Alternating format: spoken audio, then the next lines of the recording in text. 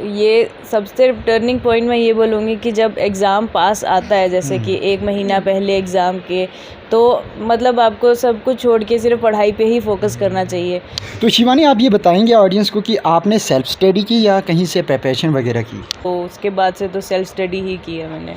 तो पहले आप सिलेबस देखो कि सिलेबस में क्या टॉपिक्स हैं। फिर अभी आज के टाइम पे नेट पे जो प्रीवियस ईयर के टॉपर्स होते हैं वो अपने व्लॉग्स भी शेयर करते हैं कि हमने कहाँ से पढ़ा था, तो आप उसकी हेल्प ले सकते हो। विद्यार्थियों ने यूपीएससी का एग्ज़ाम जो हाल ही में वो क्रैक किया, उनमें से वाहिद एक लड़की हैं जिन्होंने ये परीक्षा जो है पास की है। उन लड़की का नाम शिवानी जंगाल है। वो इस वक्त हमारे पास मौजूद है। फ़िलहाल हम जानते हैं कि आखिर इन्होंने कितना संघर्ष किया इस एग्ज़ामिनेशन को पास करने में। सबसे पहले शिवानी, आपको बहुत बहुत मुबारक हो, आपने इस एग्ज़ामिनेशन को क्रैक किया। कैसा लग रहा है आपको? अच्छा लग रहा है कि अभी इतनी देर से मेहनत करने का जो फाइनली रिज़ल्ट मिलता है तो अच्छा लग रहा है। अच्छा, तो शिवानी, आप ये बताएंगे ऑडियंस को कि आपने सेल्फ स्टडी की या कहीं से प्रिपरेशन वगैरह की? कोचिंग मैंने ज्वाइन तो की थी, पर मैं उसको अटेंड नहीं कर पाई थी 2-3 महीने के बाद। तो उसके बाद से तो सेल्फ स्टडी ही की है मैंने। अच्छा, और ये कौन सी अटेम्प्ट थी आप? ये मेरी सेकंड अटेम्प्ट थी। सेकंड। तो अब आपका क्या इरादा है? आगे आपने ज्वाइनिंग करनी है या फिर से आगे करना है? मैं ज्वाइन करूँगी अभी। ज्वाइन करेंगे। तो शिवानी, हमारी ऑडियंस को आप ये बताएंगे कि देखिए, जैसे कि आप तो पहले भी बहुत सारे इंटरव्यूज़ दे चुके हैं। ऑडियंस की डिमांड ये कि शिवानी से आप पूछेगा कि अगर उन्होंने सेल्फ स्टडी की है तो उसका सबसे मतलब सीक्रेट क्या है, इसका टाइम टेबल शेड्यूल क्या है, मतलब आप ने ये स्ट्रेटजी क्या अपनाई, चाहे वो खाने पीने से लेके वो या डाइटिंग तक हो? तो इसमें सबसे पहले ये है कि आपको सोर्सेज पता होने चाहिए कि आपने कहाँ से पढ़ना है। तो पहले आप सिलेबस देखो कि सिलेबस में क्या टॉपिक्स हैं। फिर अभी आज के टाइम पे नेट पे जो प्रीवियस ईयर के टॉपर्स होते हैं वो अपने व्लॉग्स भी शेयर करते हैं कि हमने कहाँ से पढ़ा था, तो आप उसकी हेल्प ले सकते हो। तो ऑनलाइन जो है रिसोर्सेज की कोई कमी नहीं है, पर एक बार जो आप रिसोर्स पिक कर लेते हो फिर उसी पे स्टिक करना चाहिए। और मतलब ज़्यादा चीज़ें पढ़ने से बेटर है कि आप एक चीज़ जो है वो अच्छे से पढ़ो और सिलेबस कवरेज पे ज़्यादा ध्यान देना चाहिए। और ख़ुद से ही नोट्स बनाने हैं उसके, ताकि एग्ज़ाम के टाइम में अच्छे से रिवाइज़ हो सके वो जल्दी से। और दिन का शेड्यूल यही रहता था कि 8 घंटे तो पढ़ना ही है, 7 से 8 घंटे मिनिमम। जब एग्ज़ाम आते हैं तो फिर और इसको इंक्रीज़ करना होता है सिटिंग को साथ में, क्योंकि हम थक जाते हैं पढ़ते पढ़ते, तो फिज़िकल हेल्थ भी इम्पॉर्टेंट होती है। तो जैसे मैं योगा कर लेती थी, वॉक पे जाती थी, तो ये सारी चीज़ें भी जो है वो इक्वली इम्पॉर्टेंट है पढ़ाई के साथ साथ। ठीक है, तो मतलब ये आप ये बता रहे हैं कि रिसोर्सेज के माध्यम से आपने इसको मतलब क्रैक करने की कोशिश की, तो आपको लगता नहीं था कि आपके पास कोई गाइड भी नहीं था? तो आप रिसोर्सेज के माध्यम से कुल मिला के आप इसको क्रैक कर लेंगे? आपको कहीं मन में डर पैदा होता था कि रिसोर्सेज तो मैं यूज़ कर रही हूँ, क्योंकि सिविल सर्विसेज एक बड़ा डर, तो उसको आप कैसे सोचते थे कि क्या मैं खाली रिसोर्सेज से काम चल पड़ेगा?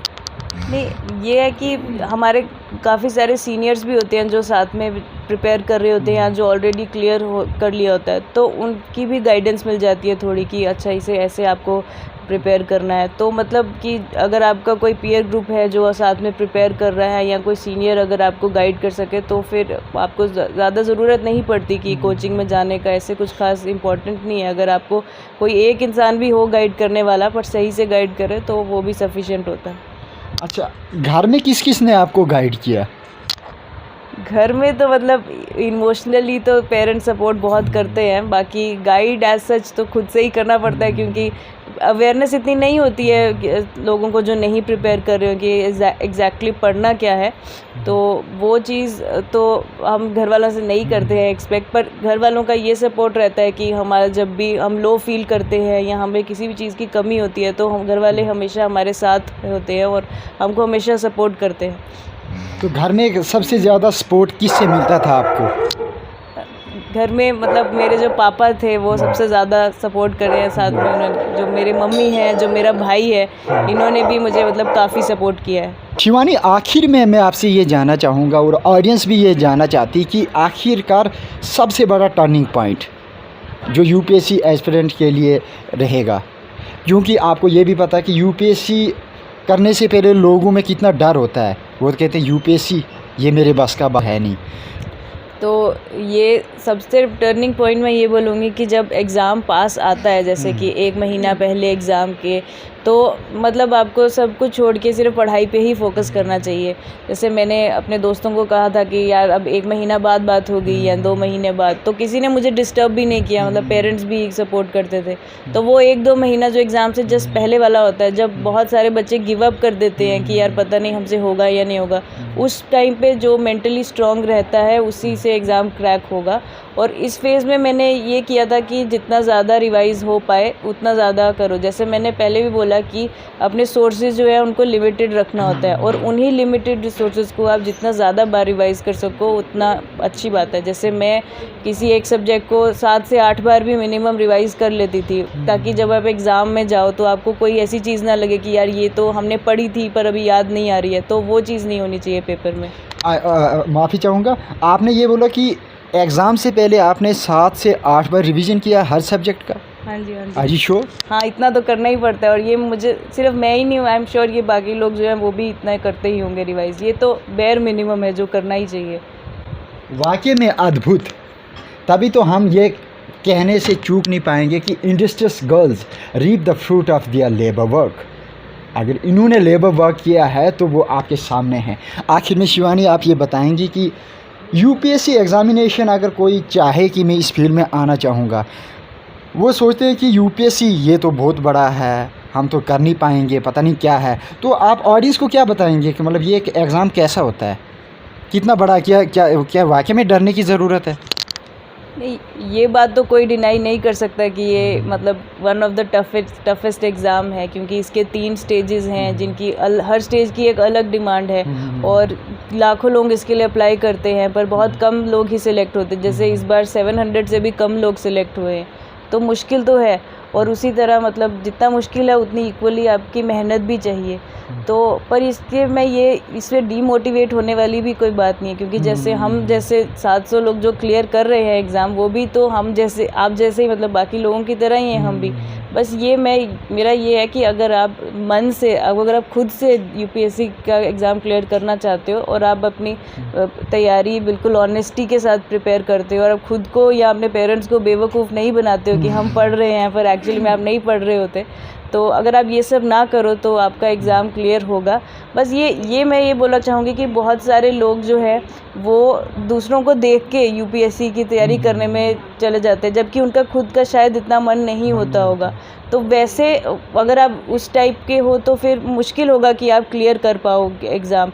अगर आपको, क्योंकि इसमें बहुत ज़्यादा मेहनत की ज़रूरत होती है, बहुत सारी चीज़ें आपको सैक्रिफाइस करनी पड़ती हैं, और अगर आप ये तभी पॉसिबल हो पाता है अगर आप मन से इस फील्ड में आना चाहते हो। और अब वही जैसे मैंने बोला कि अगर आपकी मन हो और अगर आप मेहनत करो तो आपको रिज़ल्ट ज़रूर मिलेगा। ठीक है, बहुत बहुत धन्यवाद शिवानी। जैसा कि शिवानी ने कहा कि मेहनत करो तो आप सफलता अवश्य प्राप्त कर पाएंगे। फ़िलहाल मैं आपको ये बताना चाहूँ कि हर कामयाबी के पीछे किसी न किसी का हाथ तो ज़रूर होता है। यहाँ पर शिवानी ने खुद ही कहा कि उनकी सफलता में जो इनके पापा का सबसे बड़ा योगदान रहा। पूछ लेते हैं कि पापा से, इनके शिवानी जी के पापा से, कि आखिर सर आप ये बताएं कि आपका कितना बड़ा हाथ रहा है शिवानी की कामयाबी के पीछे, और आप कैसा मतलब लग रहा है अब आपको? नहीं, पहले मैं ये कहूँ कि ये इन्होंने कहा कि हमारा हाथ तो नहीं होता, हमारा हाथ इनके सिर पर होता है। अच्छा, अच्छा। पीछे रहता है, पीठ दबाते हैं हम कि नहीं आप कर सकते हो, आप करो। लेकिन यह है कि पेरेंट्स को थोड़ा सा कॉन्फिडेंस आता है कि हाँ मेरा बच्चा जो है वो वाकई काबिल है, वो मेहनत कर रहा है तो वो कर सकता है। बाकी अल्टीमेटली तो बच्चे ने ही पढ़ना है। तो हमारी सपोर्ट यही रही है कि बच्चा कहीं डीमोटिवेट ना हो। अगर कहीं वीक पढ़ रहा है तो तब उसको हम सपोर्ट करते हैं कि नहीं बेटा आप कर सकते हो।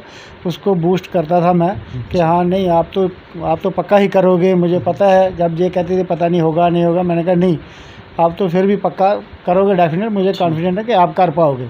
तो यही हमारी मॉरल सपोर्ट रहती थी उनके साथ। अच्छा। हाँ, तो सर सबसे बड़ा सवाल है कि इन्होंने सेल्फ स्टडी की। सबसे बड़ा डर यही होता है, आप खुद भी जानते हैं कि बच्चे जो है देश विदेश तक भी इस प्रिपरेशन के लिए जाते हैं। आपको कभी माइंड में आया कि जो है मैं तो खाली आश्वासन पे, ऐसा ना हो कि मेरा आश्वासन तो जाए, सफलता ना मिले, कभी आपके मन में विचार आता था? अगर आता था तो क्या आप शिवानी से साझा करते थे वो विचार, या अपने तक ही सहमत रखते थे? क्या आपको डर लगता था?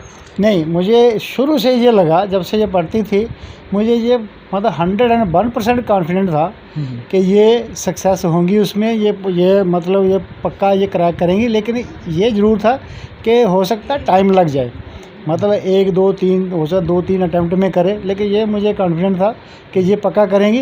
लेकिन ये इन्होंने कहा, ये कोचिंग का वाकई कोचिंग इन्होंने थोड़ी पढ़ी, लेकिन ये मैं ज़रूर कहूँगा कि अगर ये जम्मू में ही रहती तो हो सकता है इतनी अवेयरनेस ना होती। इन्होंने जो इनकी स्कूलिंग कॉलेज जो दिल्ली में था, ऑब्वियसली दिल्ली में मतलब इनका जो एटमॉस्फेयर था वहाँ के एक्सपोजर तो इसको मिला, और वहाँ का भी इसके मतलब काफ़ी असर है, इसको काफ़ी हेल्प हुई वहाँ, क्योंकि इसके दोस्त वहाँ वैसे बने जो उस टाइप के थे, पढ़ने वाले थे, तो वो वहाँ की भी इसको जो है वो उस मतलब एक्सपोजर जो इसको वहाँ से हुआ है उसका इसको काफ़ी फ़ायदा हुआ है। ठीक है, तो आखिर में मैं आपसे ये बताना चाहूँगा कि शिवानी जिन्होंने सेल्फ स्टडी की, सही स्ट्रेटजी के साथ इन्होंने घर वालों के साथ तालमेल बनाए रखा, रिवीजन किया, समय समय पर लास्ट टाइम पे इन्होंने जो अपने आप को एक घर से तो नहीं मैं कह सकता हूँ कि अपने आप को एक उस एटमॉस्फेयर में ढाया जिससे इसको आसानी जो है वो हासिल हो पाई। फ़िलहाल क्या स्ट्रेटजी अपनाई ये तो आपने सुन ही लिया है। फ़िलहाल वीडी न्यूज़ तो शिवानी और इनके पूरे परिवार को दुआ देता है कि वो उनका परिवार जो है फले और फूले, इनकी घर से जो है जितने और कैंडिडेट्स हो या घर में जो है सफलता प्राप्त हो। तो फ़िलहाल मेरी तरफ से इनके परिवार को ढेर सारी बधाइयाँ। कैमरामैन संदीप बाली के साथ मैं चंद्रजीत बाली, मुझे दीजिए इजाज़त। आप देखते रहे वीडी न्यूज़।